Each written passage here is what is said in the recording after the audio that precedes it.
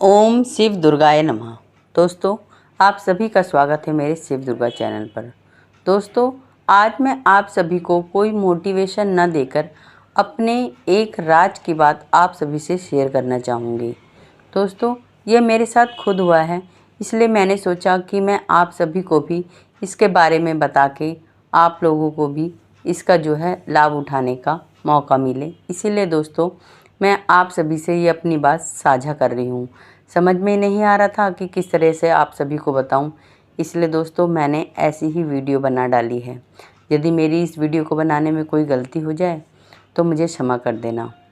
दोस्तों, अभी कुछ दिनों पहले या काफ़ी टाइम 6 महीने के लगभग जो है, मेरे को ऐसा लगता था जैसे कि मेरा सर भारी भारी रहता है। मैं कोई भी काम करती थी तो मेरा उसमें मन नहीं लगता था और जैसे एक नीरस जीवन होता है उस प्रकार का मुझको लगता था और किसी भी काम में मन नहीं लगता था। कोई भी काम करती थी तो जैसे कोई बोझा नहीं होता, वैसे ही मुझे महसूस होता था। एक बार मैंने जो है अपना मन को खुश करने के लिए, या फिर हालांकि मेरे हाथ में कभी फ़ोन आता नहीं है जल्दी जब बच्चे घर पे आ जाते हैं, फिर भी शाम के टाइम पे मेरा बेटा किसी काम में लग गया तो मेरे पास फ़ोन आ गया, तो मैं अपना दिल बहलाने के लिए छत पे घूमने चली गई। और वहाँ पर जो है रंजन जी का जो हनुमान चालीसा है उसकी एक चौपाई है, जो कि शॉर्ट्स में भी आप सभी ने अगर सुना होगा तो वो इस प्रकार है।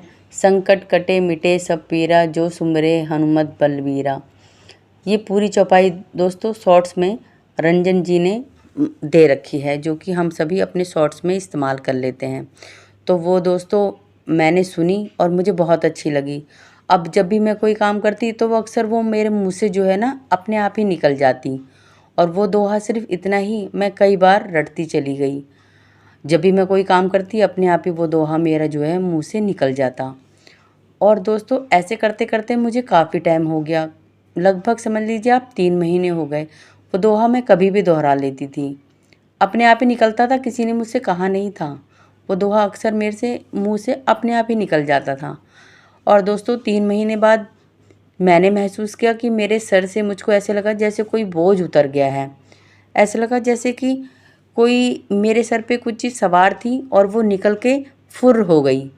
तो मैंने महसूस किया शायद मैं जो हनुमान चालीसा पढ़ती थी उसका असर हुआ है। जो मेरे सर पे जो ये भारीपन था, या समझ लीजिए किसी ने कुछ कर रखा था, या फिर जो मैं डिप्रेशन की मरीज़ हो रखी थी, जो मैं अपना नीरस जीवन महसूस कर रही थी, वो सब कुछ एकदम समाप्त हो गया और मैं फिर से वीडियो भी बनाने लगी और खुश भी रहने लगी।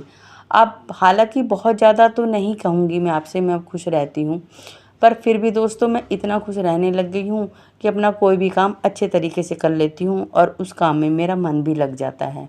तो दोस्तों, अगर आपको भी अगर मेरी इन बातों पे विश्वास होगा तो, और आप लोग भी किसी डिप्रेशन से परेशान होंगे, या आपको भी ऐसा महसूस होता हो कि आप रोज़ रोज़ वही काम करते हो और आपको बोरिंग लगता है, या आपके सर पे कोई भार बना रहता है, तो दोस्तों आप लोग एक बार जो है इस दोहे को ज़रूर उपाय करके देखना। इस दोहे को मतलब आपको दोहराना है कम से कम 3 महीना। एक बार ऐसा करके देखना और फिर मुझे कमेंट्स बॉक्स में बताना कि आप सभी को इसका फ़ायदा हुआ कि नहीं। दोस्तों मेरे को तो बहुत हुआ है, इसलिए मैंने सोचा कि आप सभी से भी ये बात ज़रूर साझा करूं। अगर हो सके तो पूरी हनुमान चालीसा पढ़ लीजिए, और यदि नहीं पढ़ सकते हैं तो सिर्फ इतना ही दोहा पढ़ लीजिए। संकट कटे मिटे सब पीरा, जो सुमरे हनुमत बलवीरा। जय जय जय हनुमान गोसाई, कृपा करो गुरुदेव की नाई। दोस्तों आप सभी के साथ वीडियो बनाने में मैं पूरा दोहा भी सही ढंग से नहीं बता पाई हूँ, थोड़ी सी घबराहट सी हो रही थी, पता नहीं क्यों वीडियो बनाने में। तो आप लोग दोस्तों हो सके तो संकट कटे वाला पूरा दोहा आप ज़रूर जो है दिन में कभी भी जब भी आप कोई काम करें तो इस दोहे को रट लें या फिर दोहरा लें।